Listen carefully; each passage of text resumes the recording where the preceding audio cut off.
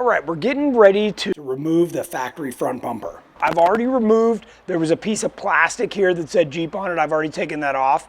We're upgrading to our stubby style winch bumper. We're gonna put the Warn VR Series winch on top of here. It's a very inexpensive platform. Again, this vehicle, we're trying to do a little bit more on a budget than we normally would. Couple things about this bumper that I want to forewarn you about that it takes to get off. There's 2 bolts per side, top and bottom on each side.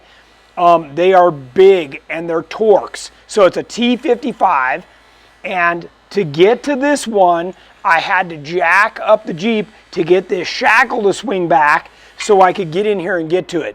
My new bumper is not going to have, I'm not going to reuse the Torx bolts. I'm going to use grade 8 standard style bolts that take a 3/4 inch wrench, and that'll be a lot easier if I ever need to take the bumper on and off.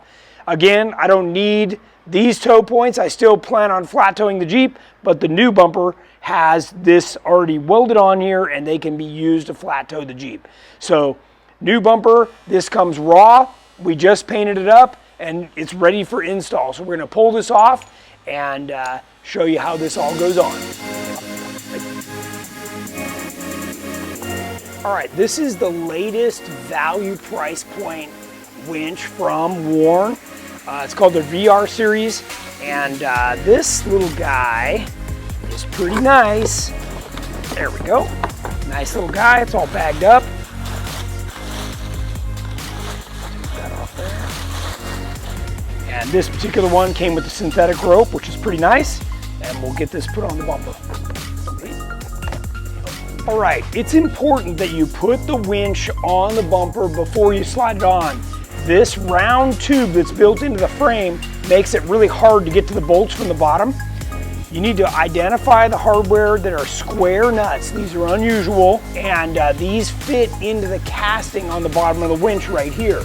So you slide these in each of the 4 spots, and then you'll feed the bolts up from underneath the winch to hold this thing down.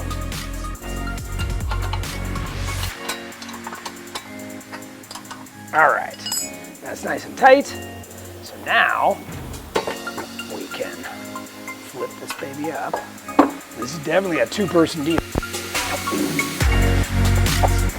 Okay, so this is brand new grade 8 hardware that comes with the bumper. So you're gonna go ahead and put that in, and it takes a little bit of sliding this around a little bit and just get everything started, and then you can go ahead and crank it all down. All right, it's super important that you put all of the bolts in that we gave you with the new bumper. There's even one that goes on the bottom, and this is really important if you're going to be doing any winching from your bumper or pulling of any kind. You've got to have it secured on the bottom and the top. All right, so now we need to get the nut back here in order to bolt the fair lead on. To do that, we're going to use an old trick where you tape the nut into the wrench. And this works really good. And it just allows us to not lose the nut and get the bolt started. So I've already got the washer loaded onto the bolt.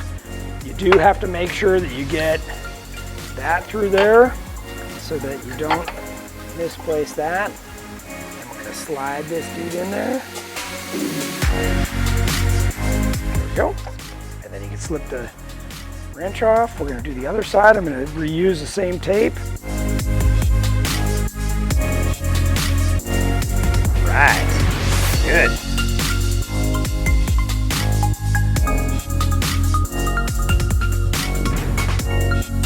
All right, the hook's held in with a cotter pin, so you just flatten out the cotter pin enough to slide it out.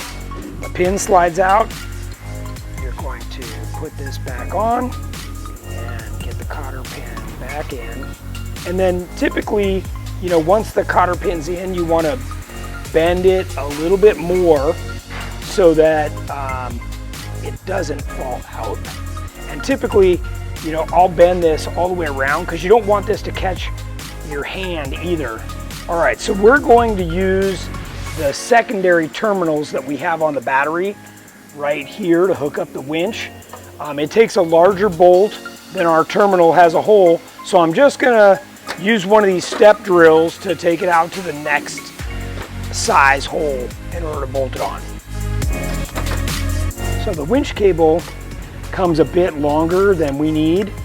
So I'm just routing it in a way that I can use up the length, and I plan on tying this off real nice so that it's not rubbing on anything sharp in the inner fender well. On the back of the winch, there's a 13mm nut on a stud. It was not tight, so it was easy to find. You slide on the negative terminal, and then you thread the nut on and tighten this up. Now we're gonna run our negative cable along with the positive cable down through the grill. And I want you to be real careful not to get this near any sharp edges. In fact, afterward, I'm gonna go back and I'm actually going to insulate anywhere that this cable passes a sharp metal edge like these on the inside of the grill. Then I'm going to feed this up back into the engine compartment very carefully. And you wanna make sure that where you run these hoses can't rub on any sharp edges and cannot get pinched by the body as the Jeep flexes through the trail or down a fire road. The winch is all nice and tight. Now what I'm gonna do is I'm gonna take some Adele clamps and zip ties and button all this winch line up so that it's not loose rattling on the inside of the fender. It'll wear through the sheathing and eventually make contact with the sheet metal and arc out and cause a short. So you want to make sure everything's buttoned up and nice and tight. All right, that's it for our stubby bumper and worn winch install on our 89 YJ budget build that we're calling the Foreshock. Stay tuned for more episodes where we're going to finish installing all the rest of the parts, and check it out. You won't want to miss it.